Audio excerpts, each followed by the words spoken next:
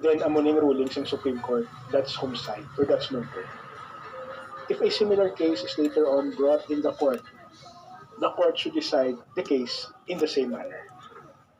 And that forms part of judicial decisions which has the force and effect of law.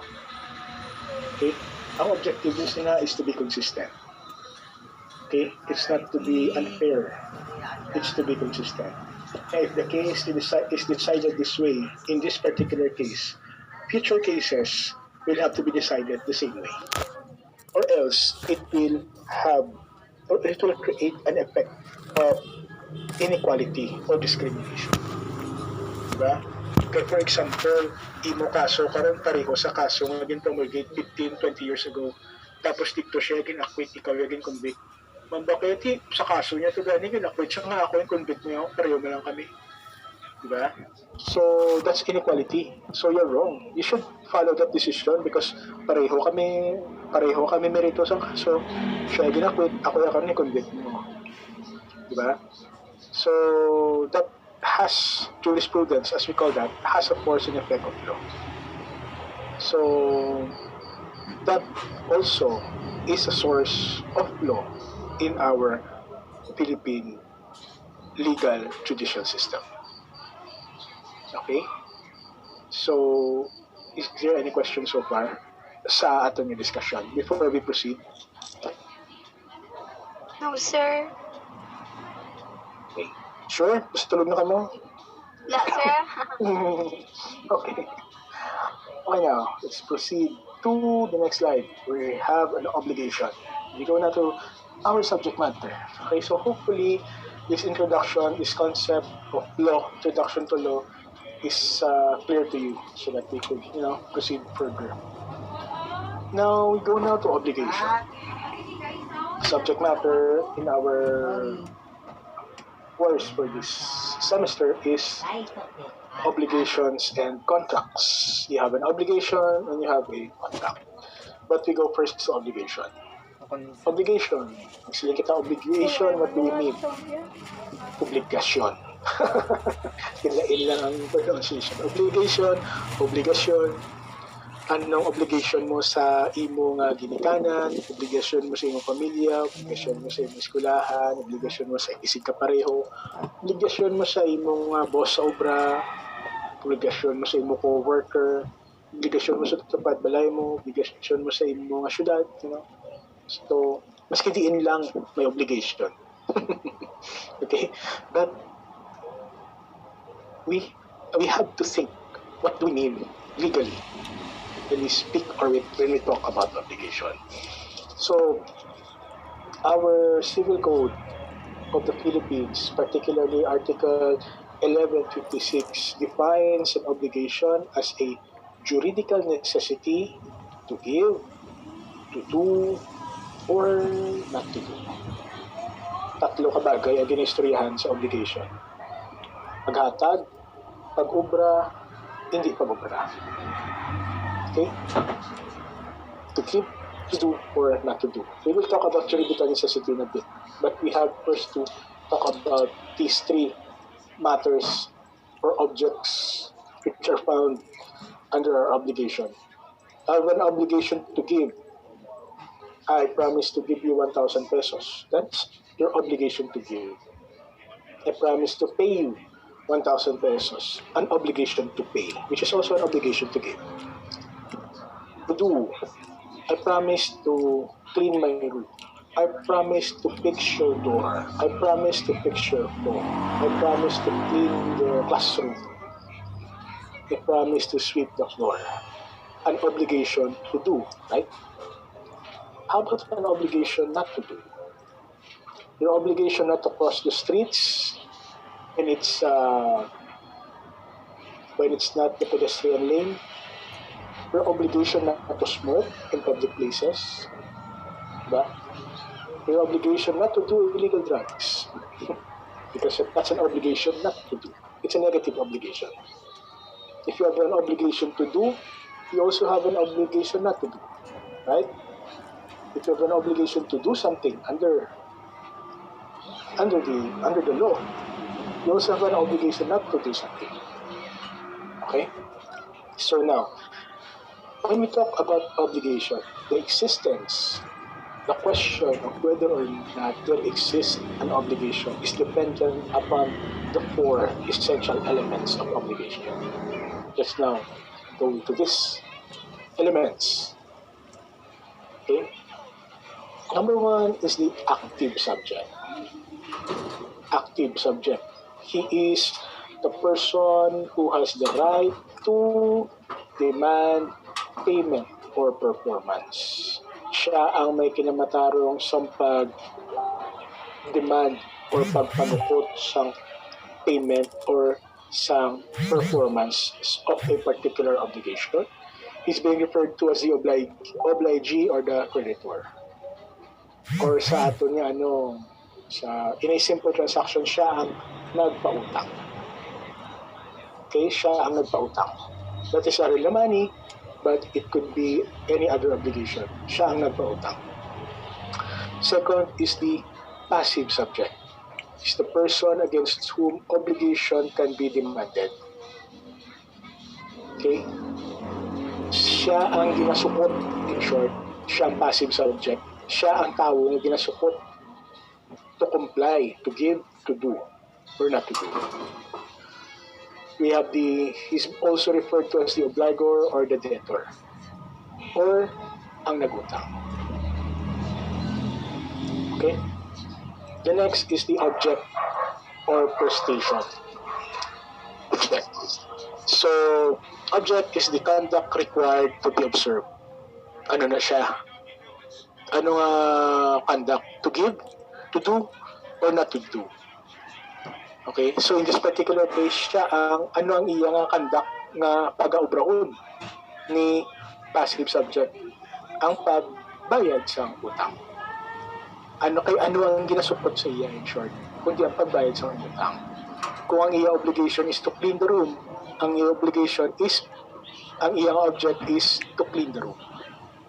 Okay? Then we have the efficient cause or the legal relation, or we call that the juridical tie. Ano ang nag-connect between sa nag-utang, sa nagpautang, kag sa nag-utang, kundi ang utang. Diba? Amo na ang relasyon nila, amo na ang ilang connection. Anong ilang connection is the utang. Kay si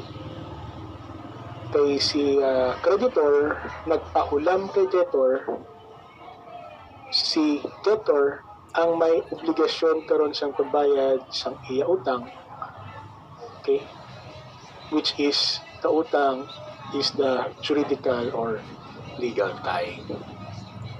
So, if there is the presence, there is only the existence of an obligation if there is the presence of these four essential elements. Absent one of these, then we have no obligation. Take note of that. Okay? For example, kakson to si active subject. Why na ni siya? Can there be an obligation? No. Why? Di kung si debtor lang mabilin, sino siya mabayad? Diba? Kay sino siya mabayad? Kaya wala siya sang bayaran, kaya wala siyang creditor. Kung si creditor lang, wala si debtor. May obligation, wala. Kay sino manukot si creditor kung wala siyang debtor? Diba? And worse, kung wala siyang object or prestation, wala utang. Or bayad na ang utang. For example, nakabayad na si debtor kay creditor. May right pa bala si creditor manukot kay debtor? Wala na. Because ang main object, which is the payment of the utang, is already extinguished. Wala na. Okay? And this is most important also, the juridical tie. We call that the juridical necessity. Because this is the tie, again, that will connect the two of them. Okay?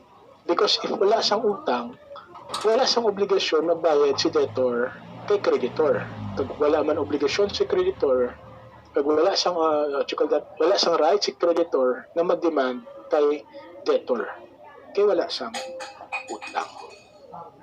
Okay? So, we should familiarize ourselves or memorize by heart ang essential elements of an obligation. Okay? Inisunod lang APOC. Ano ang essential elements of an obligation? APOC. Okay? Ano ang APOC? A for active subject. P for passive subject. O for object. Anong C? Cause.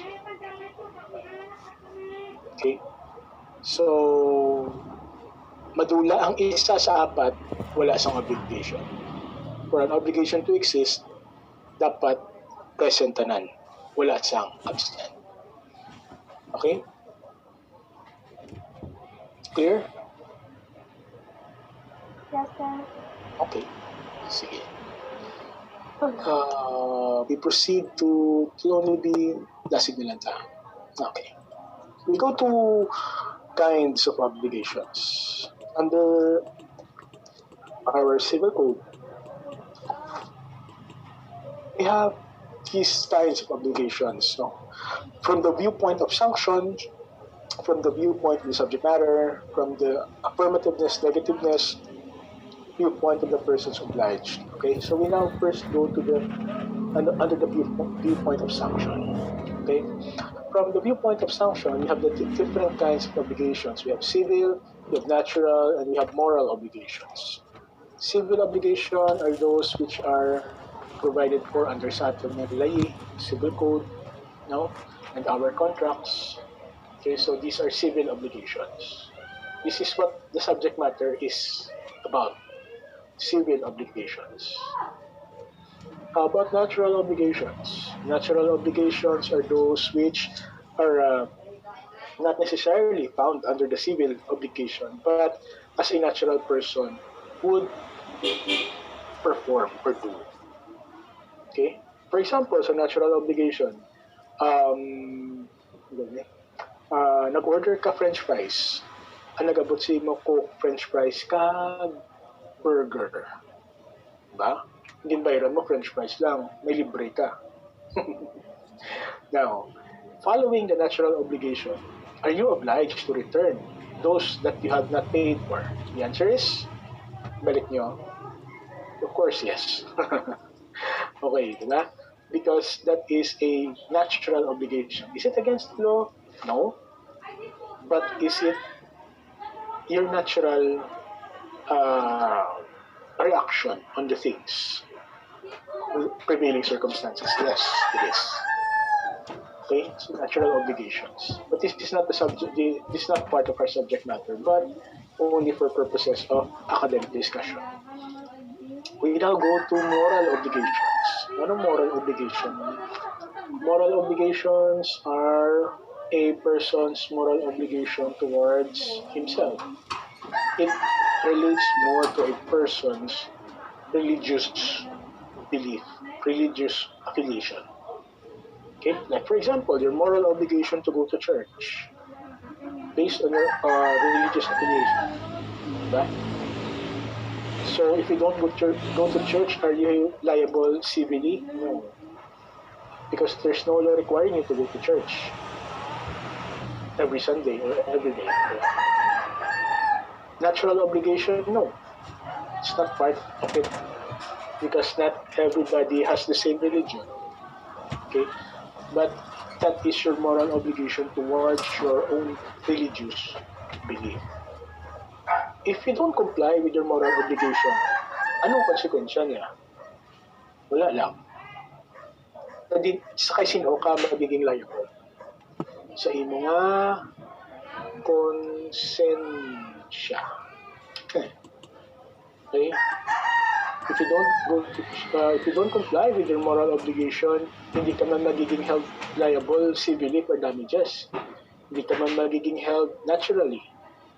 But cargo mo na sa imo konsensya kung hindi ka mag-comply sa mga moral obligation. Okay? Now, we also have a kind of obligation based from the viewpoint of the subject matter. subject matter. This pertains to the subject matter. We have real obligation and we have personal obligation. We go first to personal obligation. Personal obligation is your obligation towards a particular person. It's personal. Your obligation from one person to another, because that is a personal obligation. Now, aside from that, or anything after that, that is an obligation in rem, or what we call real obligation. Real obligation is your obligation to the entire world, in rem, in public. Okay? So your obligation in public is different from your personal obligations. Because in imo yung personal obligations, it's only applicable to you personally. But real obligations are applicable in all persons. Tananiya nga tawag, because this is in rem, this is in the entire, to the entire world. Obligation to the entire world is different from your personal obligation towards one particular person. Okay? And we also go to the affirmativeness, negativeness of the obligation. So we have positive, negative obligation. Positive obligation to give, to do. Negative obligation not to do. Positive means you have to do something. You have to give something. Negative obligation prohibits you from doing it. You have an obligation not to do it. Okay, it's called negative obligation. Now, we have an obligation from the viewpoint of the person's obliged. Okay, so we have there unilateral, bilateral, reciprocal. Okay, unilateral, one person. I promise to give, I promise to do. It's one person. Bilateral, we have an agreement that I will fix your cell phone for 1,000 pesos. That's an obligation between two persons. One's obligation is to fix the cell phone.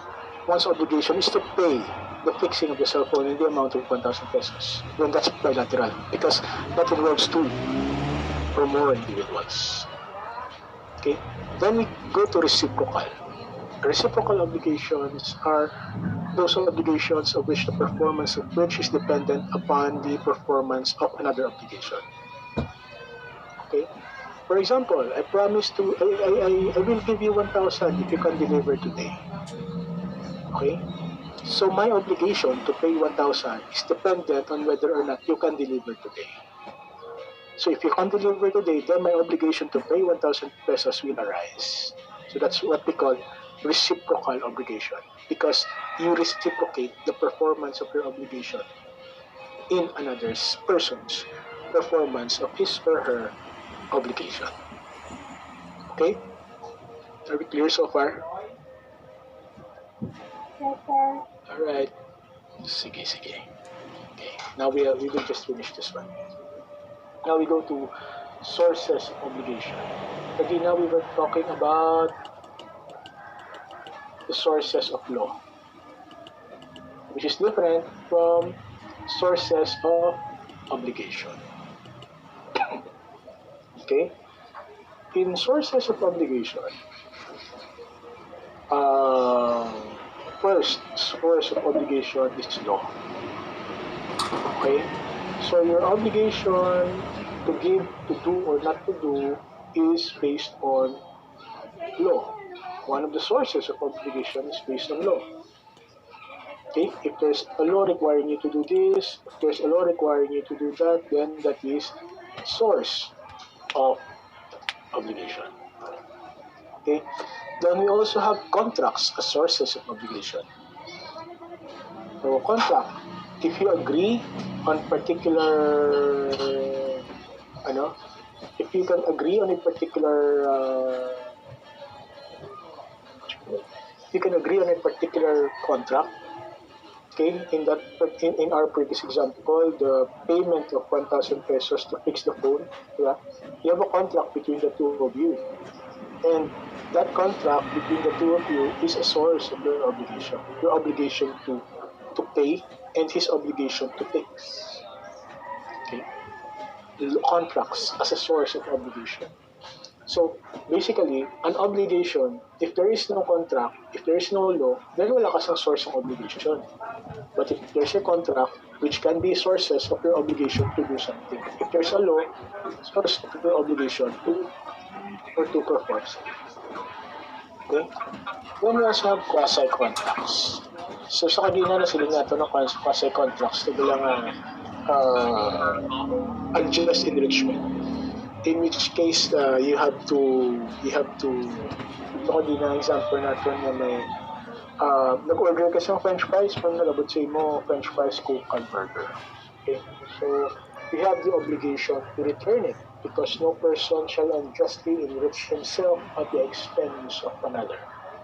So that is based on quasi-contracts, natural obligation. Okay? Now we also have acts or omissions punishable by law as a source of obligation. Okay? This is what we refer to as violation of any penal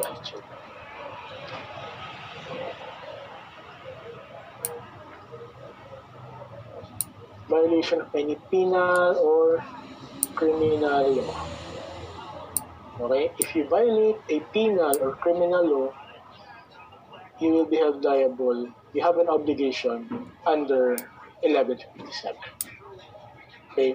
Now, the concept of our criminal law system is that if you commit a crime, you are committing a crime against two, may dua ka offended parties, so to speak. One is the state, and the other is the victim. Okay? So, dua ang offended parties every time you commit a crime. So, if you commit a crime, for example, of murder, a case will be filed against you. That's why it's entitled People of the Philippines. People of the Philippines, because you offended the people of the Philippines by violating the criminal law, the penal law of the Republic of the Philippines. That's why the case is entitled People of the Philippines versus Juan de la Cruz. So the penalty for that is imprisonment. But there is the victim. Napatay na itong victim. May mabilin iya nga family. Okay?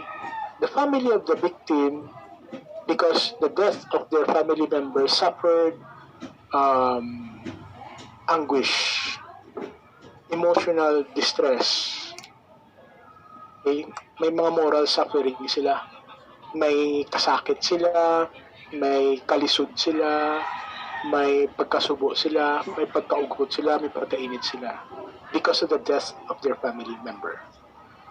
So because of that, you are obligated under 1157 as a source of obligation, acts or omissions punishable by law, to compensate the family of the victim, to cover for the moral damages that they had suffered. Okay? So, in a criminal case, if a person is convicted for a crime of murder, mapriso siya. Amo na iya ang bayad utang niya sa Estado. Pero, normally, he will also be held civilly liable for damages. So, ang liability niya for damages in our present system, normally it ranges from 70,000, 100,000, 200,000. Bayaran niya ang pamilya sang biktima para nga makover ang danyos sang pagpasakit nila sa pagkadula sang ilang member of the family. That is why acts or omissions punishable by law is one of the sources of obligations under sa aton nga civil code. Because of that. Okay? And also, number 5, we have quasi-delicts or torts. Okay? Or we call that criminal negligence. Criminal negligence. For example, nag-drive ikaw sa kanyang motorsiklo. Sa isa kagabi, wala ikaw na pa-under sa inyong suga. Kung may nagtabok na bata, naipit, napatay. Now, Question: can you be held liable? The answer is yes, because at that particular time you were negligent. Okay? Because you failed to observe the standard of care required of you, you were negligent in your act. And since you were negligent in your act, it caused damage, it caused the death of another person. You may not have the intention to kill that person, but because you were negligent in the performance of your acts, somebody was hurt, somebody was damaged. In short, your liability under 1157 subparagraph 5 will arise. Okay? Because if you have the intention to kill somebody, hindi siya mag-fall under the number 5. It will fall under number 4 because you have the intention to kill. But if you don't have the intention to kill and yet because of your lack of because of your negligence, somebody was killed or injured or damaged, then dili ka ma-fall. Quasi-delicts or torts, or call it criminal negligence. So in this particular case, pwede nga hindi ka mapriso, pero you will still be held liable to pay for damages. Not because of your intention to kill, but because of your negligence. Okay? So, quasi-delicts or torts as a source of an obligation. Take note, under our civil law, there are only 5 of them. 5 lang niya sila as sources of obligation. So there are no other sources aside from these 5. We have law, we have contracts, we have quasi-contracts, we have acts or omissions punishable under the law, and we have quasi-delicts, exclusive sources of obligation. Okay? Any question? No, sir. Okay. Nice. Okay, so we will just be ending our lecture for today here. Okay. We will not have a quiz for today, which I think we will have it on Thursday. Okay. I am still looking for my handouts. I have a handout. I'm still looking for it in my old files. And if makita ko na, I will upload it in our Facebook group so that we will have a learning reference material. Okay? So, if we don't have any questions, I think we can dismiss for today. But if you have any questions, you can post your questions sa aton nga Facebook. Okay? Yes, sir. Clear for everybody? Okay, alright. So, I will see you all on Thursday. Okay, sir. Okay? Thank you, sir. See you. Have a good day. Thank you, sir. Bye, sir. Yes. Thank you, sir. Bye-bye. Uh, Okay, sir. Thank you. Okay, sir.